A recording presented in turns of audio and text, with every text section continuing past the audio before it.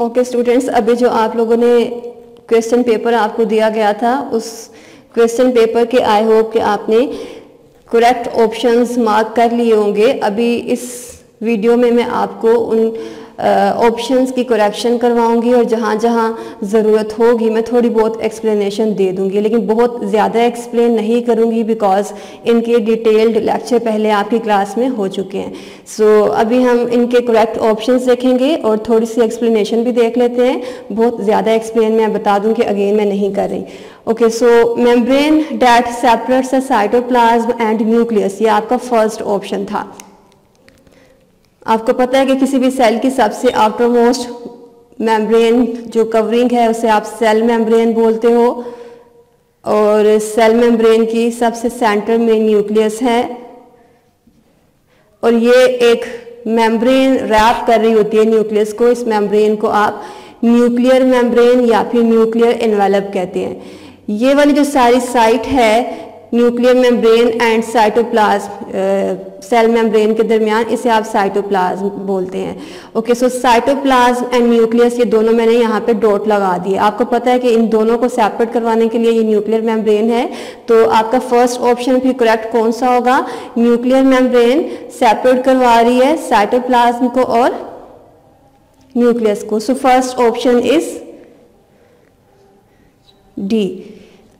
Second question जो आपसे पूछा गया था कि mitochondria are also known as, correct option इसका ए है कि हम इसे पावर हाउस ऑफ सेल कहते हैं। हम माइटोकॉन्ड्रिया को पावर हाउस ऑफ सेल्स क्यों कहते हैं, बहुत डिटेल के साथ हमने क्लास के लेक्चर में देखा था। बिकॉज जितनी भी हम फूड खा रहे होते हैं, इस फूड को ऑक्सीजन के थ्रू या ऑक्सीजन के एब्सेंस में, जब ऑक्सीजन अवेलेबल नहीं होती है, इसे एटीपी में कन्वर्ट करवा दिया जाता है और ये एटीपी हमें हर एक एक्टिविटी के लिए एनर्जी प्रोवाइड कर रही होती है। बिकॉज ये सारे का सारा प्रोसेस माइटोकॉन्ड्रिया में हो रहा है, माइटोकॉन्ड्रिया में ये एनर्जी प्रोड्यूस हो रही है जिसे हम अपनी एक्टिविटीज़ के लिए यूज़ करेंगे, तो इसलिए आप कहते हो कि ये माइटोकॉन्ड्रिया पावर हाउस है सेल का। पावर हाउस मीन्स कि ये पूरी बॉडी को जिस तरह से एक पावर हाउस हमारी डेली लाइफ के अंदर हमें एनर्जी प्रोवाइड करता है, इलेक्ट्रिसिटी प्रोवाइड करता है, तो इसी तरह से माइटोकॉन्ड्रिया हमारी पूरी बॉडी को एनर्जी प्रोवाइड कर है। इसलिए आप कहते हो कि mitochondria is a power house of body. Power house आपने क्यों बोला है? बिकॉज ये हमारी बॉडी को एनर्जी प्रोवाइड करता है। ओके बेटे, सो फिर सेकंड क्वेश्चन का फर्स्ट ऑप्शन आपका जो है ये करेक्ट होगा, पावर हाउस ऑफ सेल। बाकी जो है प्रोटीन फैक्ट्री आपको पता है वो राइबोसोम्स को आप कहते हैं, आप वो माइटोकॉन्ड्रिया को नहीं कहते। ओके, सो थर्ड क्वेश्चन जो आपसे पूछा गया था, folding of the inner membrane of mitochondria is called. आपको पता है कि माइटोकॉन्ड्रिया को दो मेम्ब्रेन रैप कर रही होती है, एक आउटर स्मूथ होती है और एक इनर इस तरह से कर्व फॉर्म में होती है। सो इस क्वेश्चन में क्या पूछा गया आपसे कि जो इनर कर्व मेम्ब्रेन है, ये जो फोल्डिंग्स हैं, इन फोल्डिंग को आप क्या बोलते हैं? आपने पढ़ा हुआ है पहले कि इन फोल्डिंग्स को आप क्रिस्टा बोलते हो, और क्रिस्टा आपकी किस ऑप्शन में गिवन है? ऑप्शन नंबर बी में। सो थर्ड क्वेश्चन का ऑप्शन बी करेक्ट आंसर होगा। फोर्थ क्वेश्चन बेटा जो आपको क्वेश्चन पेपर में दिया गया था, a continuous structure present between cell membrane and nuclear envelope. आपको बहुत अच्छे से पता है कि सेल मेम्ब्रेन और न्यूक्लियर एनवेलप कौन से पार्ट हैं। ये आपका सेल मेम्ब्रेन, सेल को सबसे आउटर मोस्ट जो बाउंड्री कवर कर रही है, ये न्यूक्लियर मेम्ब्रेन जो कि न्यूक्लियस को रैप करवा रही है। ओके, जब आपने सेल का स्ट्रक्चर पढ़ा था तो तब आपने पढ़ा था कि nuclear membrane and cell membrane के दरमियान इस तरह से ट्यूब्स का एक स्टैक होता है। इस ट्यूब के स्टैक को आपने क्या बोला था? Endoplasmic reticulum. ठीक है, सो ये वाला जो था ये एंडोप्लाज्मिक रेटिकुलम है, और एंडोप्लाज्मिक रेटिकुलम आपकी किस ऑप्शन में गिवन है? ऑप्शन नंबर सी में। ठीक है, डिटेल में हम नहीं जा रहे बिकॉज ये लेक्चर आपके पहले हो चुके हैं। सो क्वेश्चन नंबर 5 जो आपको क्वेश्चन पेपर में पूछा गया था वो है prokaryotes lack membrane bound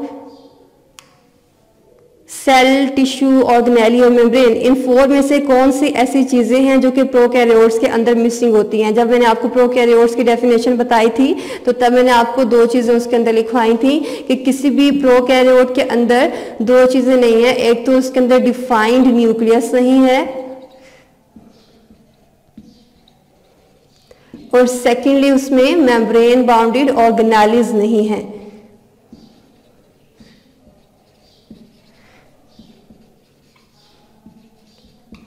okay, सो ये प्रोकैरियोट्स की हम बात कर रहे हैं कि जो उनका क्रोमोसोम है, क्रोमैटिन मटेरियल, वो न्यूक्लियर मेम्ब्रेन से रैप नहीं हुआ। इट मींस कि वो डिफाइंड न्यूक्लियस उनके अंदर नहीं है।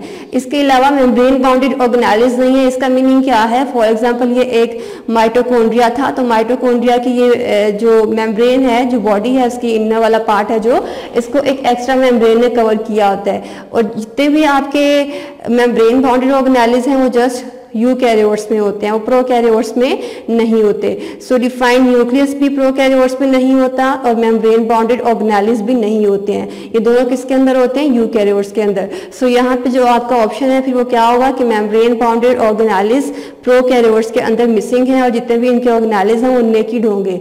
नेकेड मीन्स के वो कवर नहीं हुए किसी भी मेम्ब्रेन से। ओके, सो क्वेश्चन नंबर 5 का फिर ऑप्शन आपका करेक्ट क्या होगा? Option number C. Okay, question number 6 बेटा जो आपको अभी क्वेश्चन पेपर में पूछा गया वो था कि organ work in association and perform overall body function. जब डिफरेंट ऑर्गन्स मिल जाते हैं तो आप इस प्रोसेस को क्या कहते हैं? डिफरेंट ऑर्गन्स मिल जाते हैं तो आपने ये लेवल पढ़े थे कि वो ऑर्गन सिस्टम बना देते हैं।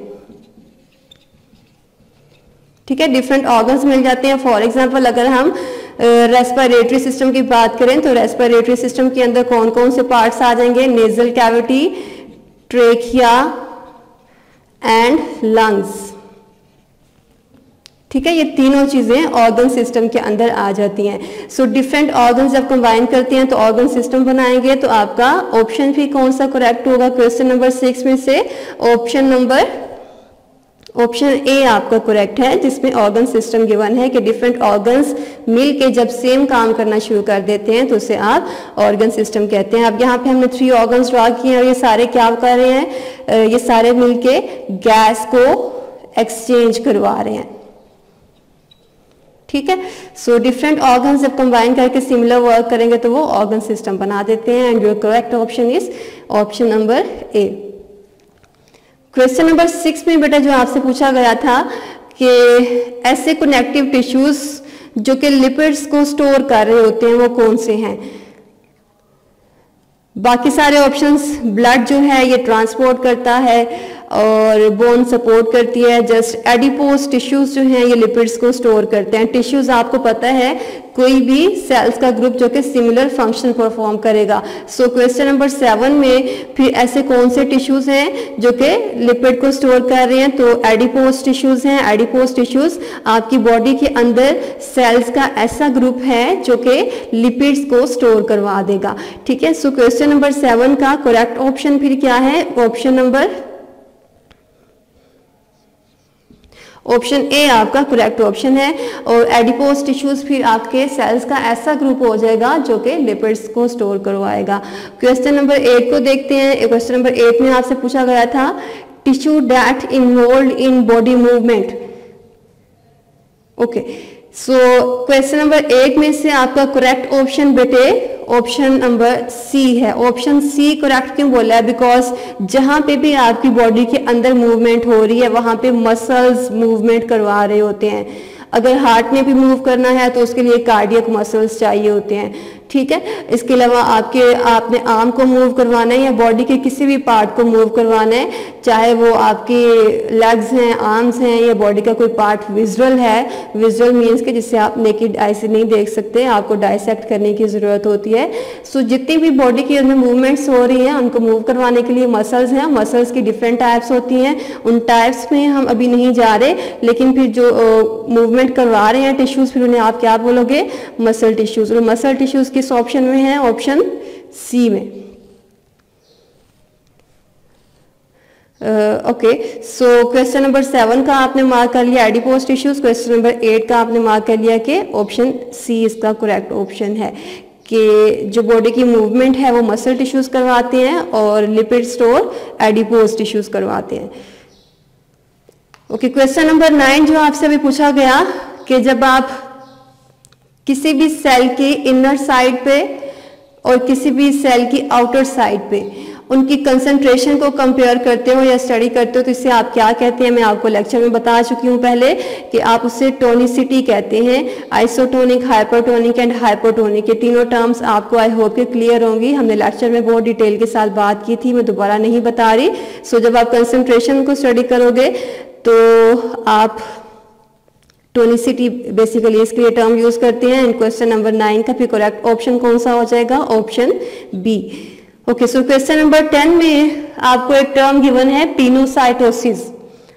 पिनोसाइटोसिस आपने सेल मेम्ब्रेन की मूवमेंट में पढ़ी थी कि जब आप कोई भी ऐसा मैस जो कि बहुत बड़ा है, जिसके मॉलिक्यूल्स का मैस बहुत बड़ा है और नंबर बहुत बड़ा है, तो जब एक्टिव ट्रांसपोर्ट और डिफ्यूजन के थ्रू नहीं पॉसिबल होता तो आप किसी भी पिंच लाइक स्ट्रक्चर के थ्रू इसे बॉडी के अंदर मूव करवाते हैं। पिनोसाइटोसिस में कोई भी बल्क मूवमेंट है, बल्क मींस के बहुत ज्यादा अमाउंट में मॉलिक्यूल्स एक साथ मूव करवाए जाते हैं या बड़े साइज के मॉलिक्यूल्स एक साथ मूव करवाए जाते हैं।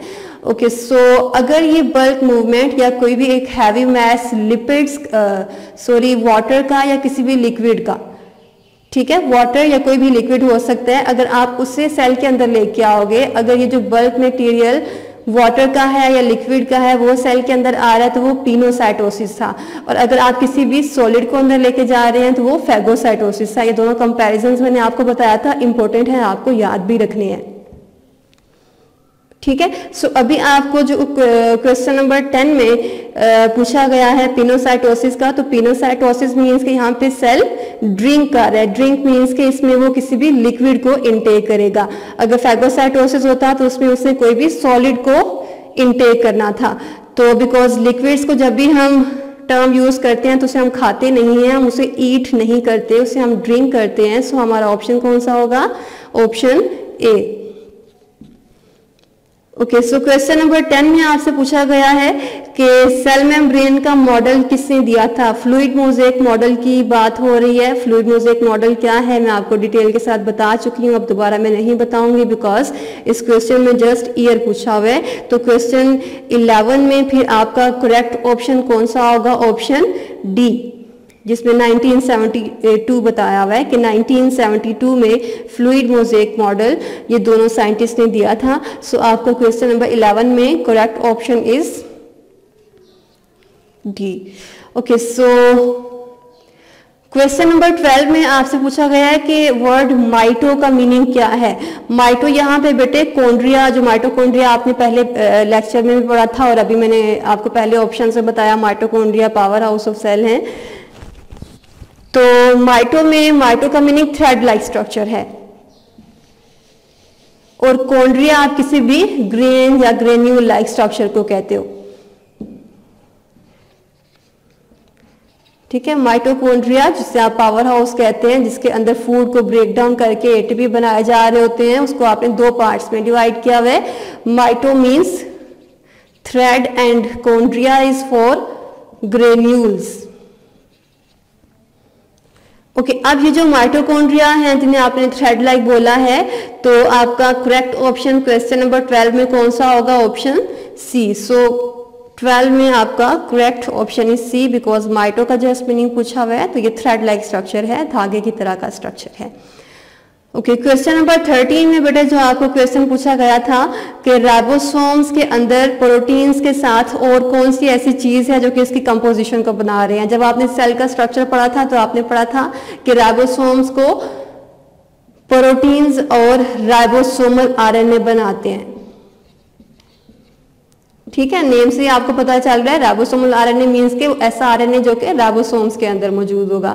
सो आपका करेक्ट ऑप्शन कौन सा होगा फिर 13 का, ribosomal RNA, because messenger RNA भी नहीं आ सकता है, ट्रांसफर आरएनए भी नहीं आ सकता है। इसका आपने ट्रांसलेशन में डिटेल के साथ इन सब के फंक्शंस पढ़े थे। सो राइबोसोम्स में प्रोटीन्स और राइबोसोमल आरएनए है, तो राइबोसोमल आरएनए आपको किस ऑप्शन में गिवन है? ऑप्शन सी में। ये क्वेश्चन 13 का है, ऑप्शन सी में आपका करेक्ट ऑप्शन है। क्वेश्चन नंबर 14 में आपसे क्वेश्चन पूछा गया था कि सिमिलर सेल्स का बंडल है जो कि स्पेशलाइज्ड है सिमिलर फंक्शन के लिए। ठीक है, सेल्स का एक ऐसा बंडल जो कि सिमिलर फंक्शन परफॉर्म कर रहा है। अभी इससे पहले आपने adipose tissue and muscle tissue, इसकी अभी आपने इन्हीं एमसीक्यूज में एग्जांपल भी देखी है। सो ग्रुप ऑफ सेल्स हैं और क्या काम कर रहे हैं? सिमिलर फंक्शन परफॉर्म कर रहे हैं।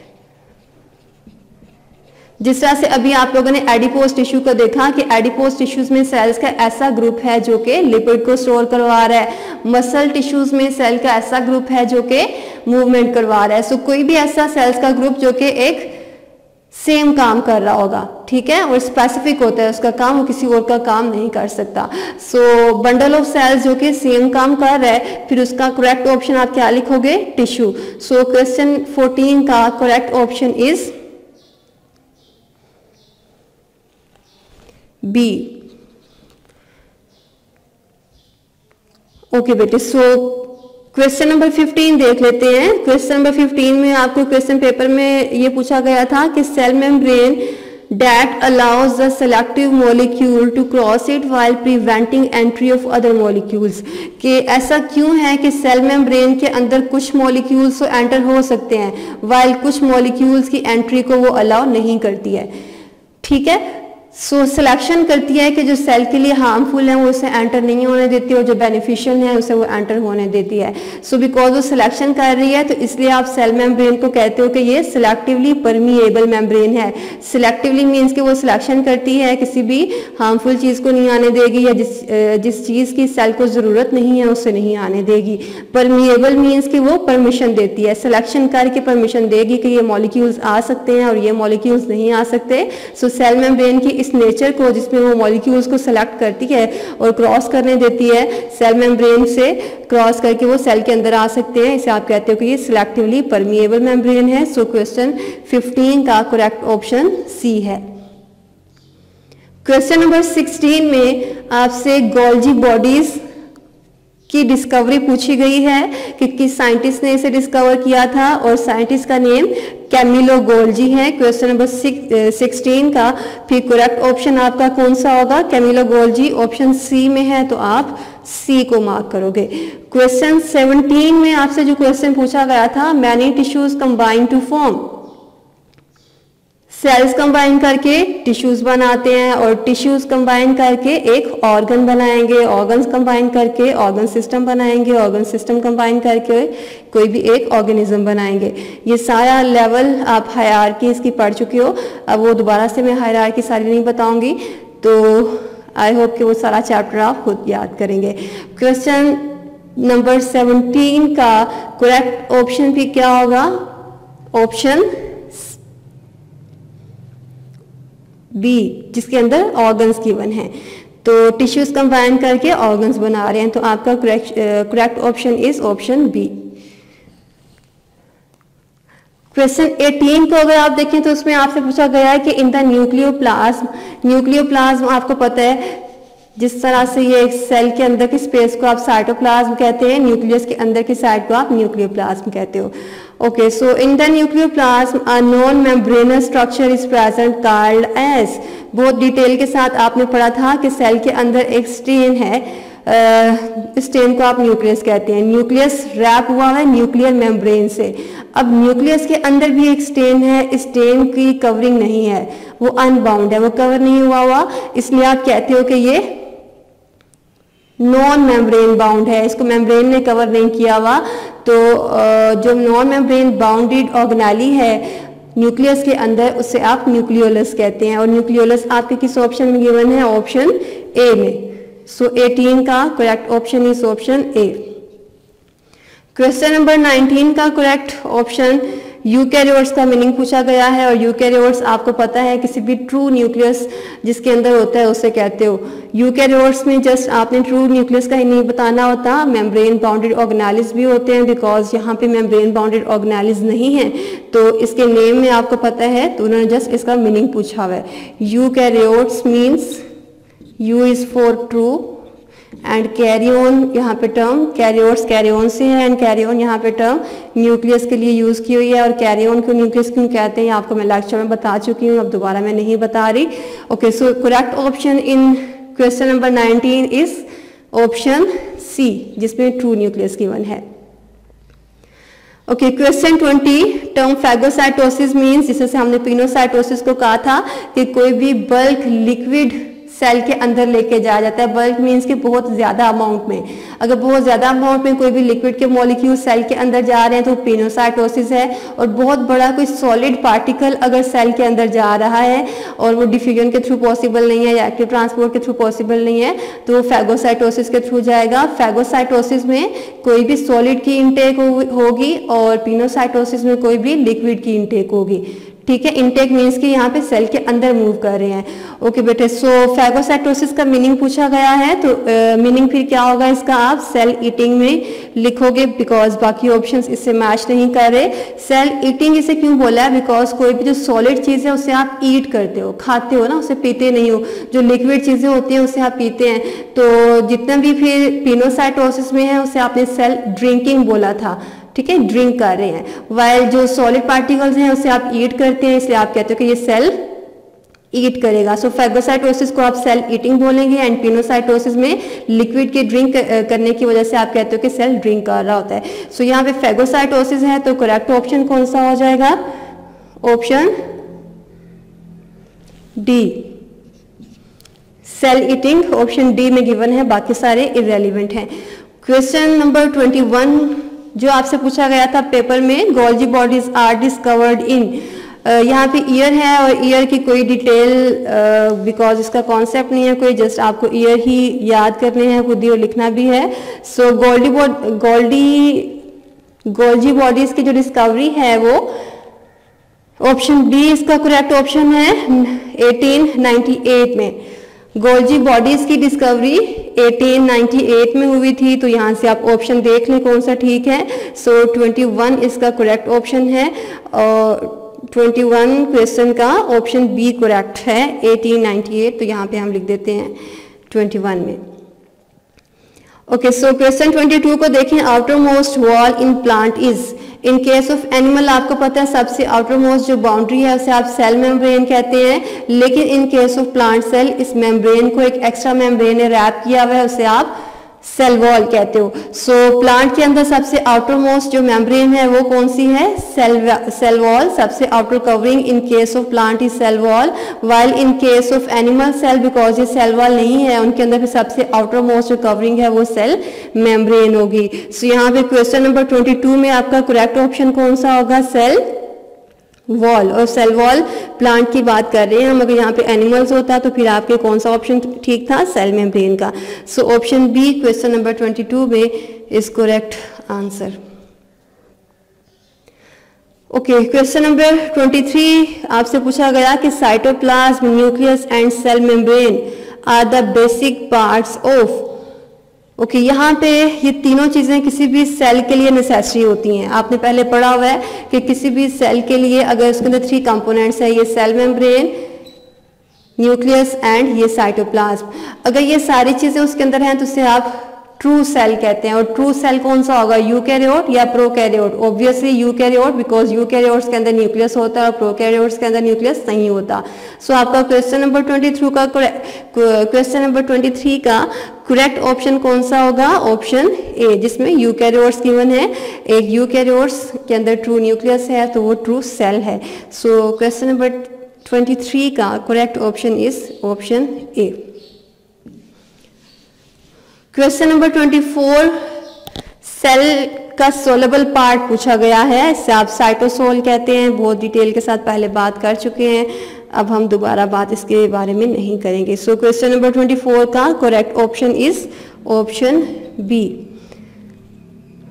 Okay, so movement of molecule from area of high concentration to area of low concentration, बहुत डिटेल के साथ हमने क्लास में बात की थी कि कोई भी मॉलिक्यूल्स जहाँ पे उनका नंबर ज़्यादा है वहाँ पे आप कहते हो हाई कंसंट्रेशन है, जहाँ पे नंबर कम है उनकी कंसंट्रेशन कम है। सो किसी भी मॉलिक्यूल की मूवमेंट हाई कंसंट्रेशन से लो कंसंट्रेशन की तरफ, इसे आप कहते हो कि ये डिफ्यूजन भी कह सकते हो आप इसे, और पैसिव ट्रांसपोर्ट भी कह सकते हो। ओके, अगर यहाँ पे ये स्पेसिफाई हो जाता कि ये जस्ट वाटर के मॉलिक्यूल्स हैं, तो वाटर के मॉलिक्यूल्स के लिए आपने ऑप्शन ए मार्क करना था, ऑस्मोसिस। तो यहाँ पे अगर आपको पैसिव ट्रांसपोर्ट और डिफ्यूजन ये दोनों गिवन हैं तो आप इन दोनों में से कोई एक मार्क कर सकते हो, आपको दोनों ठीक मिलेंगे। लेकिन जब दोनों आए हुए हैं तो आप पैसिव ट्रांसपोर्ट को प्रेफर करेंगे कि पैसिव ट्रांसपोर्ट, क्वेश्चन नंबर 25 की हम बात कर रहे हैं, तो इसमें फिर आप पैसिव ट्रांसपोर्ट का लिख दोगे कि ये हाई कंसंट्रेशन से लो कंसंट्रेशन की तरफ है। डिफ्यूजन का मीनिंग भी यही है, बट आप अगर आपको पैसिव ट्रांसपोर्ट नहीं है तो फिर आप डिफ्यूजन को मार्क कर दें। ओके बेटे, आई होप कि आपने ये नोट कर लिए होंगे। एक चीज़ मैं क्लियर कर दूं कि ये जस्ट एक सैम्पल पेपर है आपकी प्रैक्टिस के लिए। आपका पेपर लाजमी नहीं है इसमें से आएगा, आपको अपना चैप्टर थोरोली सारे का सारा याद करना है, ठीक है। अगर आपको मैक्सिमम मार्क्स स्कोर करने हैं तो सारा चैप्टर आपको याद करना होगा। ये टेस्ट जस्ट आपकी प्रैक्टिस के लिए था, इसमें से आपको पेपर में आ भी सकता है एंड नहीं भी आ सकता। ओके जी, गुड लक।